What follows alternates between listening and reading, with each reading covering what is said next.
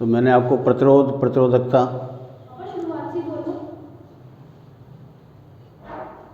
Hello students, मैं आपको chapter 5 में ओम का नियम बता चुका हूँ, प्रतिरोध बता चुका हूँ, उसकी निर्भरता बता चुका हूँ, विशिष्ट प्रतिरोध और प्रतिरोधकता बता चुका हूँ। अब मैं आपको बताऊँगा कि प्रतिरोध ताप पर किस प्रकार निर्भर करता है और प्रतिरोध का अर्थ क्या होता है।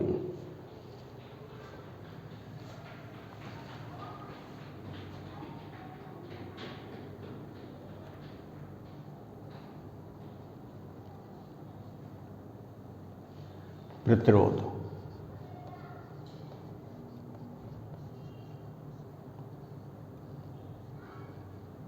रेजिस्टेंस।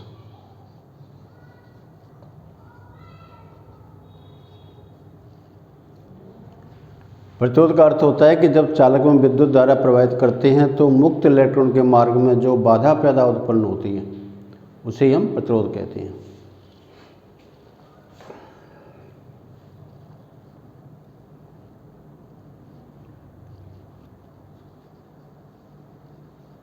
चालक में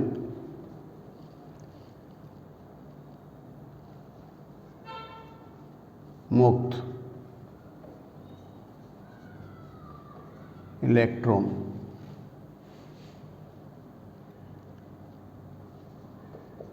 के गति करने पर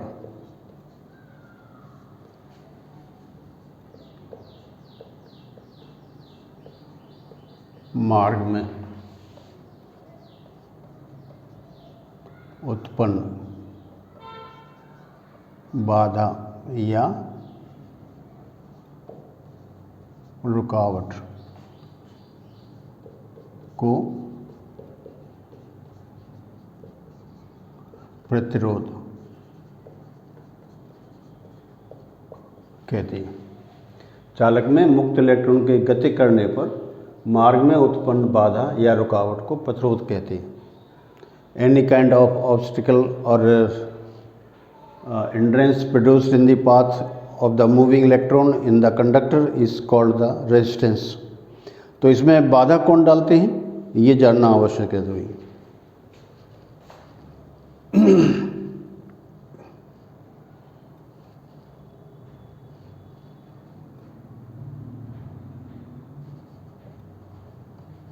चालक में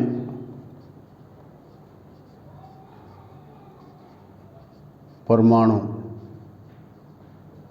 जालक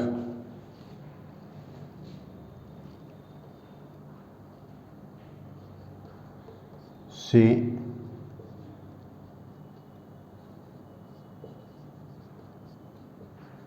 इलेक्ट्रॉन टकराते हैं जिससे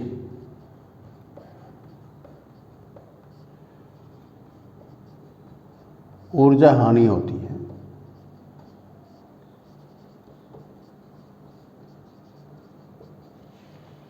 तो परमाणु जालक ही इसमें बाधा पैदा उत्पन्न करता है।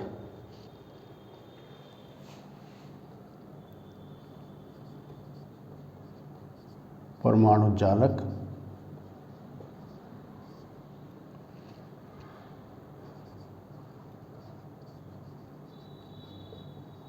इलेक्ट्रॉन के मार्ग में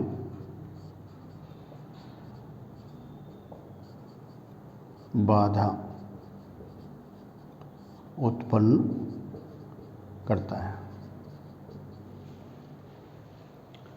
तो परमाणु जालक क्या होता है कि जब किसी परमाणु से इलेक्ट्रॉन निकल जाते हैं तो परमाणु धनाविष्ट हो जाता है। तो ये सभी धनाविष्ट परमाणु एक साथ मिलकर के एक जालक का निर्माण करते हैं जिसे हम परमाणु जालक कहते हैं।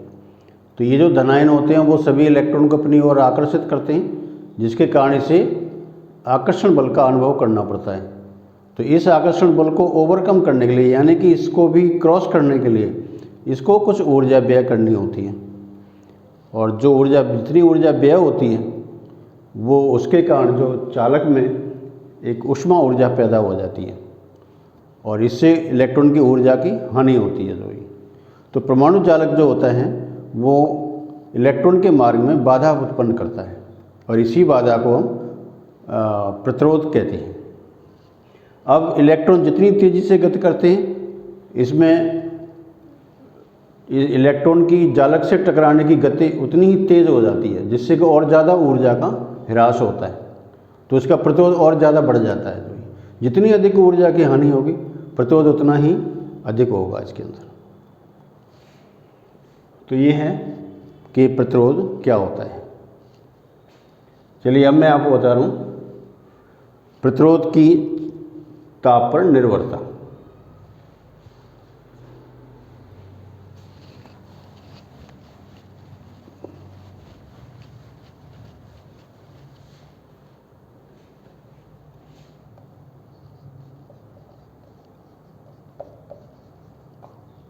प्रतिरोध की ताप पर निर्भरता। मैंने आपको बताया था कि प्रतिरोध 4 घटकों पर निर्भर करता है। एक तो चालक की लंबाई, चालक का अनुप्रस्थ क्षेत्रफल, चालक का ताप और चालक का पदार्थ। तो लंबाई और क्षेत्रफल से इसमें निर्भरता से एक इसमें नई राशि निकलती है, जिसको हम विशिष्ट प्रतिरोध या प्रतिरोधकता कहते हैं। इसके बारे में मैं आपको बता चुका हूँ। और तीसरा मैं आप बता रहा हूँ कि चालक का प्रतिरोध ताप पर किस प्रकार निर्भर करता है।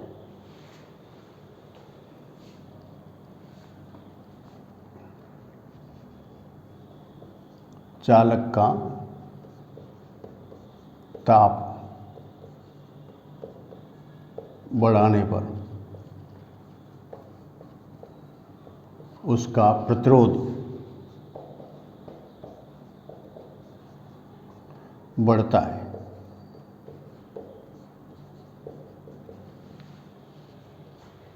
तो हम मान लेते हैं,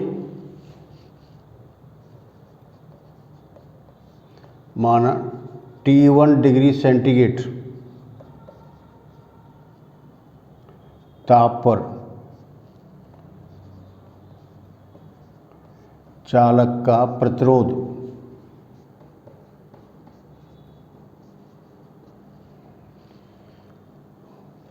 R1 तथा T2 डिग्री सेंटीग्रेड ताप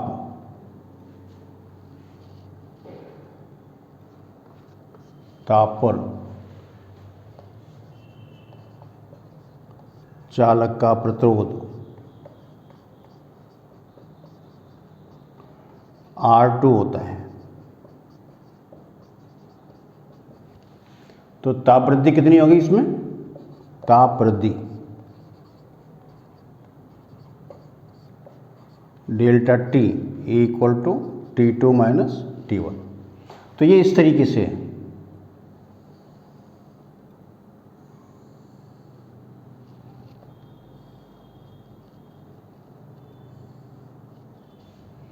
जीरो x और y। यहाँ पर हम इसमें लेंगे प्रतिरोध,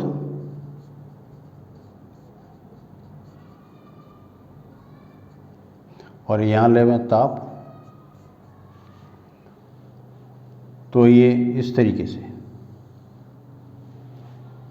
ये ताप यहाँ पर हम डिग्री सेंटीग्रेड में ले रहे हैं, जो ताप डिग्री सेंटीग्रेड में।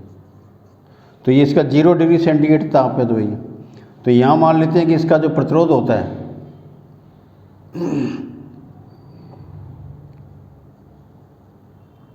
ये ताप T1, यहाँ पर ये प्रतिरोध इसका R1 होता है, और ये मान लेते हैं कि यहाँ पर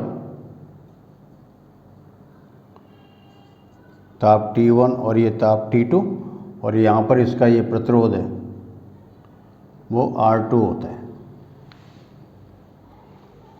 तो यहाँ से यहाँ तक देखें, ये इसमें प्रतिरोध वृद्धि है, जो ये है R2 माइनस R1, और ये है इसका तापांतर delta T, T2 minus T1, ये यहाँ से यहाँ तक का। अब इसको हम एक नाम डाल देते हैं A B C, और ये इसका कोण थीटा मान लेते हैं। तो आप देख रहे हैं इसमें कि ताप वृद्धि डेल्टा टी से प्रतिरोध में वृद्धि R2 माइनस R1, और इसको हम डेल्टा R मान लेते हैं इसके अंदर से। तो प्रतिरोध में वृद्धि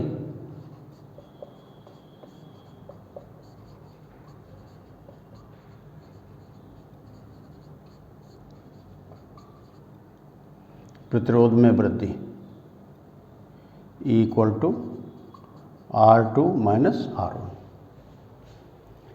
अब इसमें हम देखें तो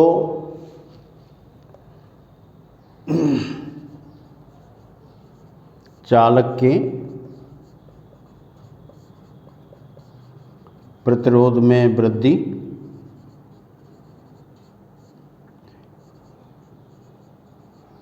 चालक के प्रारंभिक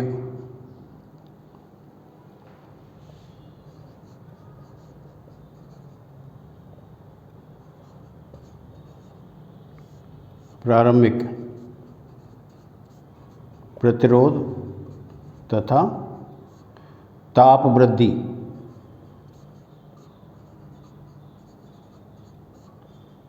पर निर्भर करता है।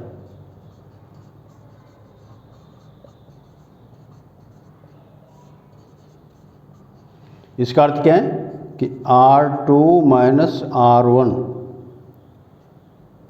ये समानुपाती होता है प्रारंभिक प्रतिरोध इंटू ताप वृद्धि delta T. So R2 minus R1 equal to alpha into R1 delta T. Alpha इसमें नियतांक है और alpha equal to R2 minus R1 upon R1 into delta T, जहाँ एल्फा नियतांक है जिसे प्रतिरोध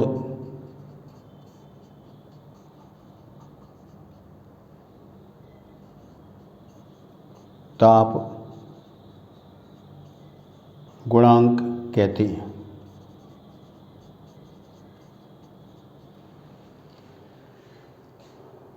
तो आप देख सकते हैं कि प्रतिरोध ताप गुणांक का मान भिन्न भिन्न पदार्थों के लिए भिन्न भिन्न होता है, लेकिन एक ही पदार्थ के लिए इसकी वैल्यू कांस्टेंट होती है। तो आप देख सकते हैं कि R2 minus R1 upon delta T, ये इसका क्या है, टेन थीटा। ये टेन थीटा आ गया लंब बटे आधार।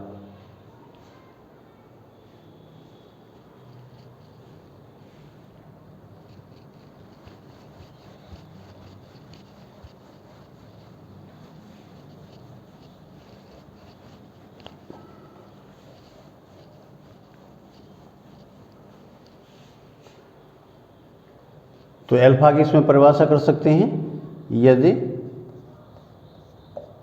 Delta T equal to 1 degree centigrade तो alpha equal to R2 minus R1 upon R1। अतः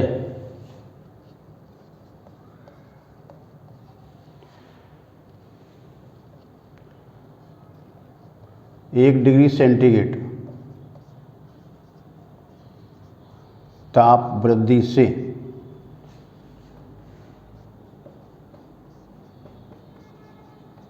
प्रतिरोध में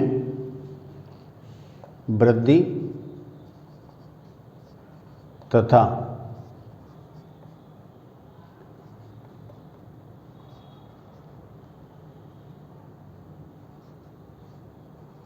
प्रारंभिक प्रतिरोध के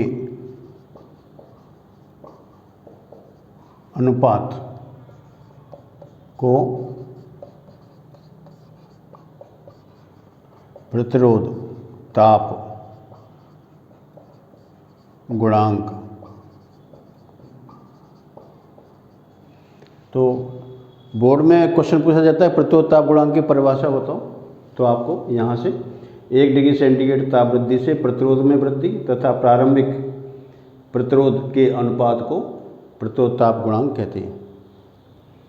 temperature coefficient of resistance by increasing the temperature of 1 degree centigrade, the increase in resistance, the ratio of the increase in the resistance to the initial resistance is called the temperature coefficient of resistance. यहाँ पर इसका मात्रक देख सकते हैं, alpha का मात्रक ये होता है प्रति डिग्री सेंटीग्रेड या C-1, और ये एक अदिश राशि होती है। एल्फा का मान भिन्न भिन्न पदार्थों के लिए भिन्न भिन्न होता है। एल्फा का मान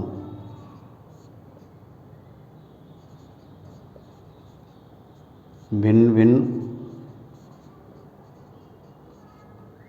पदार्थों के लिए भिन्न भिन्न होता है।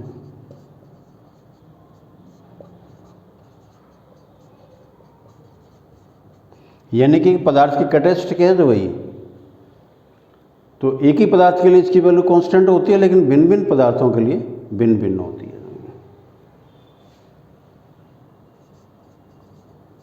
एक ही पदार्थ के लिए एल्फा नियत रहता है। तो एल्फा का मान पॉजिटिव और नेगेटिव दोनों प्रकार का होता है। तो चालक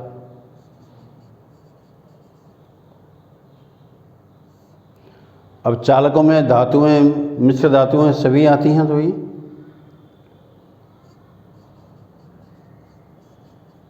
धातुएं एवं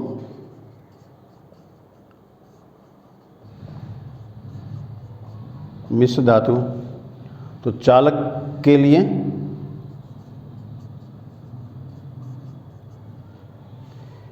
एल्फा इक्वल टू पॉजिटिव। तो एल्फा इक्वल टू पॉजिटिव होने का अर्थ यही है कि अगर हम ताप बढ़ाएंगे तो चालक का प्रतिरोध बढ़ेगा। दो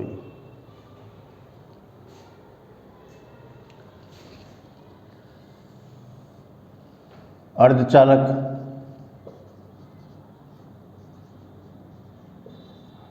अर्धचालक में जैसे आपका जर्मेनियम,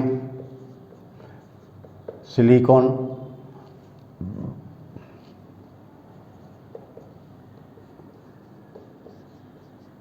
अर्धचालकों के लिए एल्फा इक्वल टू नेगेटिव होता है, ऋणात्मक वैल्यू होती है। इसका अर्थ होता है कि अगर हम उनका ताप बढ़ाएंगे तो प्रतिरोध घटेगा।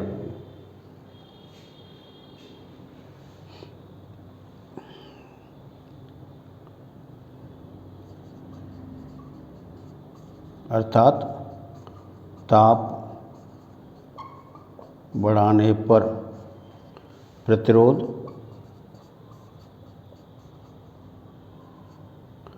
बढ़ता है, और इसमें उल्टा है, ताप बढ़ाने पर प्रतिरोध घटता है। तो यहाँ तक कि आपके जो कुचालक होते हैं उनके लिए भी एल्फा का मान नेगेटिव होता है। तो जितने भी आपके अर्धचालक हैं उन सब के लिए एल्फा का मान नेगेटिव, और जितने भी चालक हैं उन सब के लिए एल्फा का मान पॉजिटिव होता है। अब धातुओं, मिश्र धातुओं के बारे में आपको पता होना चाहिए कि धातुएं कौन कौन सी, मिश्र धातुएं कौन कौन सी। अर्धचालकों के नाम मैंने लिख दिए हैं इसके अंदर, जर्मेनियम, सिलिकॉन वगैरह। इसके अलावा जो संधियाँ होती है, आप पी प्रकार के अर्धचालक, एन प्रकार के अर्धचालक और पीएन संधि वगैरह। तो ये जितनी भी अर्धचालक की युक्तियाँ होती हैं वो सभी के ताप बढ़ाने पर प्रतिरोध का मान हमेशा कम होता है।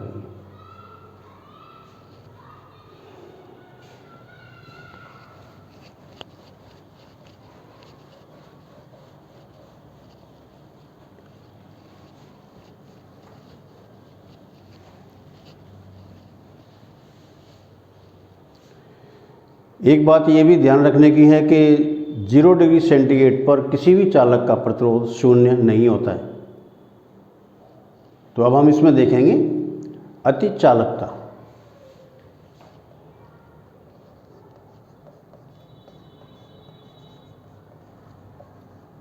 अति चालकता इसको कहते हैं सुपर कंडक्टिविटी।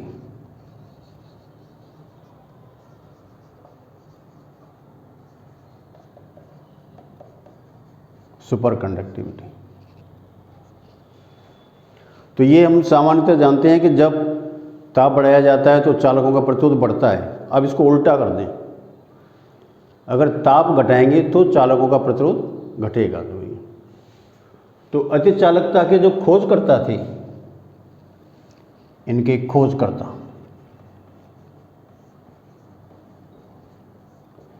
इन वैज्ञानिक का नाम था के ऑन्स। पूरा नाम है इनका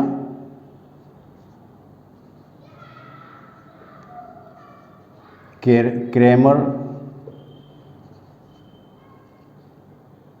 लिंग ऑन्स। क्रैमर लिंग ऑन्स। तो इन्होंने सबसे पहले अति चालकता का अध्ययन पारे पर किया था। जो ये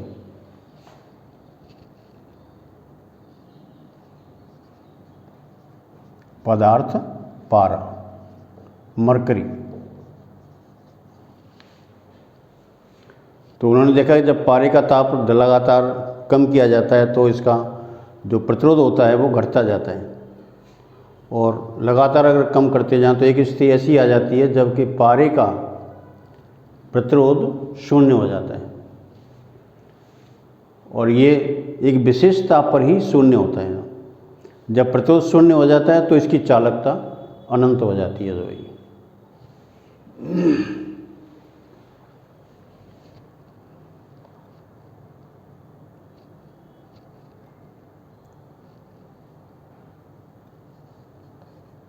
ताप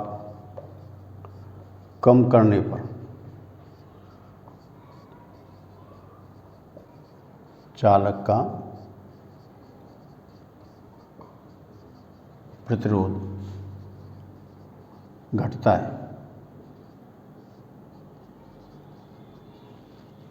यदि ताप को लगातार कम किया जाए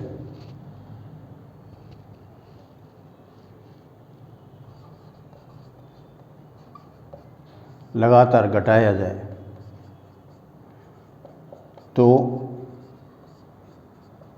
एक विशेष ताप पर प्रतिरोध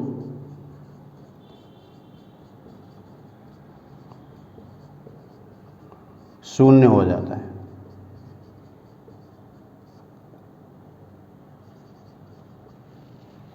तथा चालकता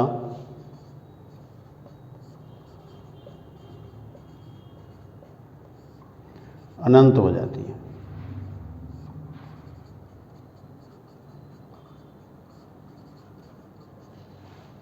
इस ताप को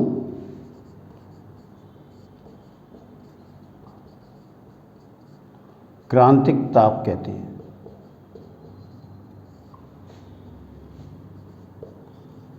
ताप कहते हैं।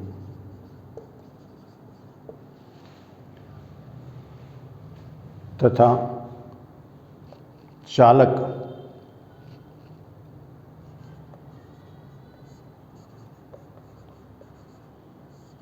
अति चालक हो जाता है।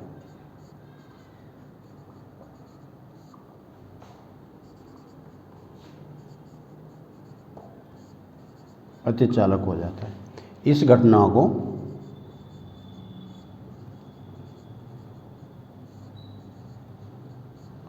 अति चालकता कहते हैं।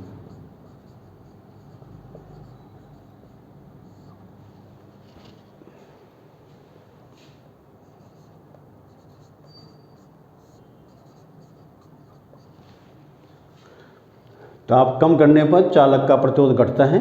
यदि ताप को लगातार घटाया जाए तो एक विशेष ताप पर प्रतिरोध शून्य हो जाता है तथा चालकता अनंत हो जाती है। इस ताप को क्रांतिक ताप कहते हैं तथा चालक अतिचालक हो जाता है। इस घटना को अतिचालकता कहते हैं। When the temperature is decreased, the resistance also decreases. If the temperature is continuously decreased, then at a certain temperature, the resistance reduces to zero and the conductivity becomes infinite. And this temperature is called the critical temperature and the conductor is called the superconductor. And this phenomena is called the superconductivity. तो इसमें हम देखें, ऐसे ले लें, यहाँ हम प्रतिरोध लें,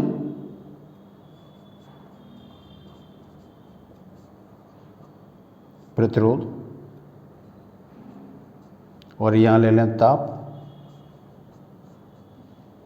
ये आपका 0K, ये 0K है। तो इसमें जैसे हम ताप कम करते जाएंगे तो यहाँ पर आकर के इसका जो ताप होता है, जो टेम्परेचर होता है, ये अगर हम मरकरी पारे के लिए ड्रॉ करें तो ये वैल्यू होती है 4.2K। तो ये तो क्या है कि इस टेम्परेचर पर आकर के इसका जो प्रतिरोध होता है वो शून्य हो जाता है। तो ऐसे भिन्न भिन्न पदार्थों के लिए क्रांतिक ताप का मान भिन्न भिन्न होता है।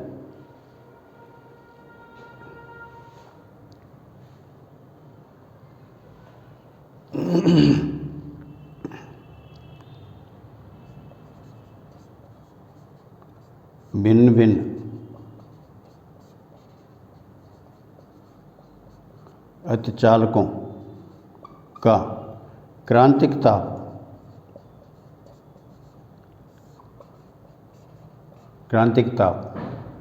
भिन्न भिन्न होता है।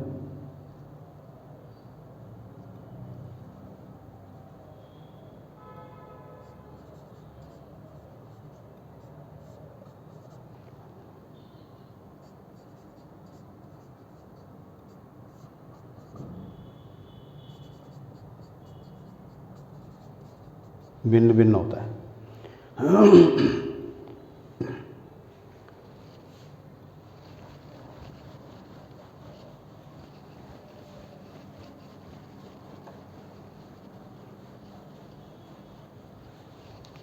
तो अतिचालक यानी सुपरकंडक्टर, इसकी अनेक विशेषताएं होती हैं।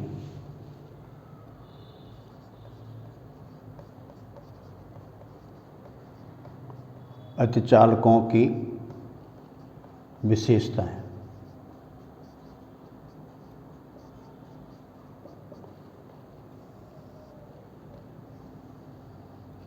इनकी क्या क्या हैं? सबसे पहले तो ये है कि इसका प्रतिरोध शून्य होता है,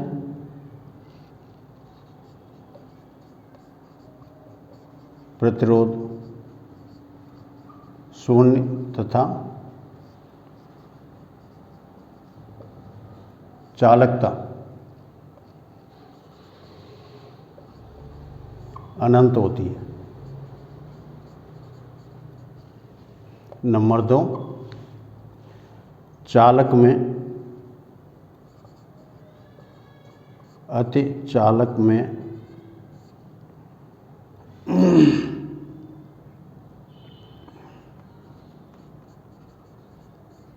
विद्युत धारा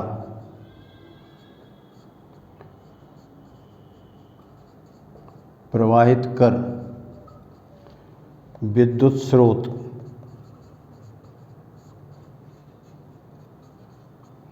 को हटा दिया जाए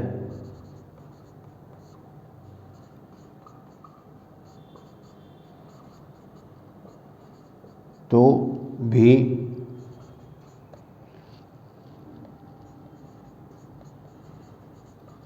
विद्युत धारा लगातार प्रवाहित होती रहती है।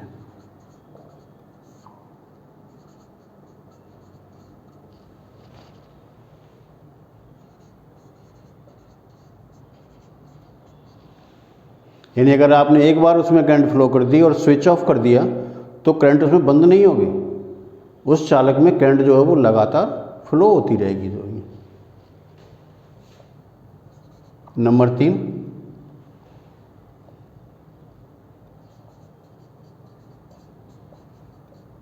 अतिचालक।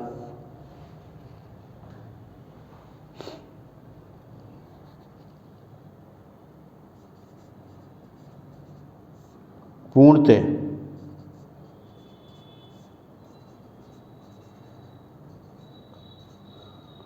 प्रतिचुंबकीय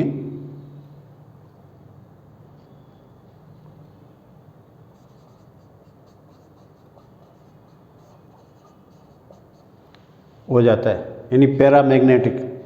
भाई अगर मैग्नेटिज्म के आधार पर देखें तो पदार्थ 3 प्रकार के होते हैं, प्रतिचुंबकीय, अणुचुंबकीय और लोह चुंबकीय। पैरामैग्नेटिक, डाईमैग्नेटिक, पैरामैग्नेटिक और फेरोमैग्नेटिक। तो जब अतिचालक हो जाता है तो फिर ये अतिचालक परफेक्टली डाईमैग्नेटिक हो जाता है। इसका मतलब है कि डाईमैग्नेटिज्म सभी पदार्थों का मुख्य गुण होता है। जो सभी पदार्थ प्राकृतिक डाईमैग्नेटिक होते हैं जो ही। और इसी स्थिति में अगर चालक पर विद्युत क्षेत्र लगाया जाए, विद्युत क्षेत्र लगा करके अगर मान लो हम ताप को कम करें तो इसी क्रांतिक ताप पर जैसे ही सुपर कंडक्टर बनेगा तो चालक के अंदर जाने वाली जो विद्युत चुंबकीय क्षेत्र रेखाएं होती हैं वो उससे बाहर हट जाती हैं। यानी कि अतिचालक पदार्थ में चुंबकीय फ्लक्स शून्य होता है।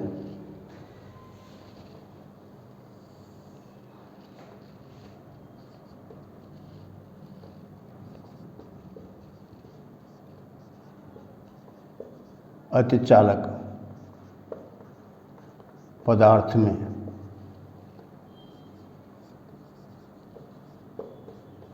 चुंबकीय फ्लक्स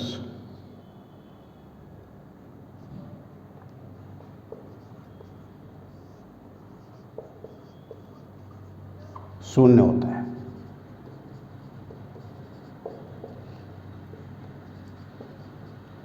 इसे मेसनर प्रभाव कहते हैं। तो इसमें क्या है, जैसे अपने पहले इसमें ये पदार्थ है, मान लो ये पदार्थ है और आपने इस पर चुंबकीय क्षेत्र इस तरीके से लगा दिया। ये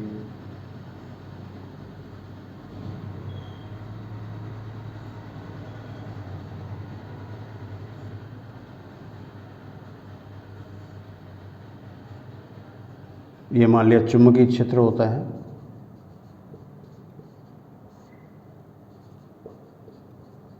तो ये तो कब है, जब हम चालक सामान्य अवस्था में होता है।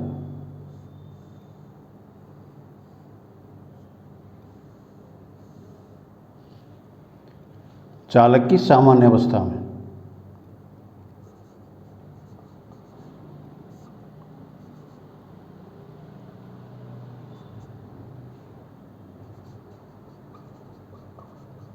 सामान्य ताप पर।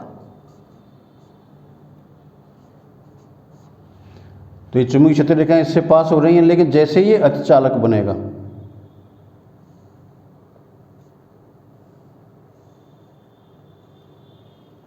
तो क्या होगा कि ये जो चुंबकीय क्षेत्र रेखाएं होती हैं जो इसमें इस तरीके से जा रही थी,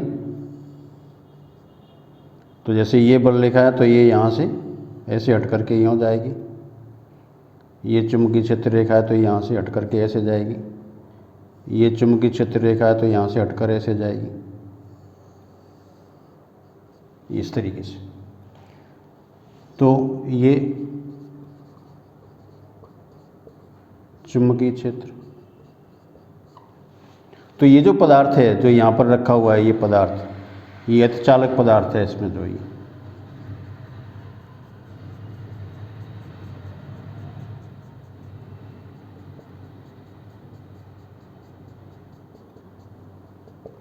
तो ये कब है, अतिचालक होने पर।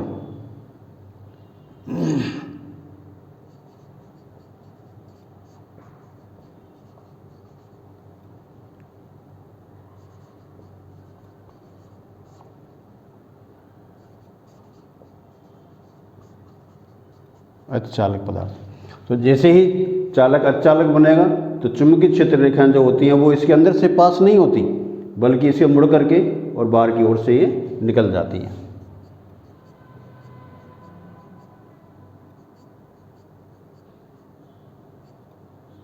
इस तरीके से। तो ये जो प्रभाव होता है इसको हम मेसनर प्रभाव कहते हैं। तो अतिचालक पदार्थ बहुत ही महत्वपूर्ण पदार्थ होते हैं, लेकिन इतना लो टेम्परेचर मेंटेन करना बहुत मुश्किल होता है, इसलिए ये सामान्यतः काम में लाने में बहुत प्रॉब्लम होती है, बहुत परेशानी होती है। तो इसे कहते हैं अतिचालकता, और यह अतिचालक पदार्थों की विशेषता। तो आज आप मैंने चालक का प्रतिरोध की ताप पर निर्भरता और अतिचालकता के बारे में बताया। आप इसको अच्छी तरीके से देखें, पढ़ें। इनमें से छोटी छोटी परिभाषाएं जो हैं वो आती रहती हैं बोर्ड के अंदर, जो आपके लिए बहुत फ़ायदेमंद होती हैं। Thank you.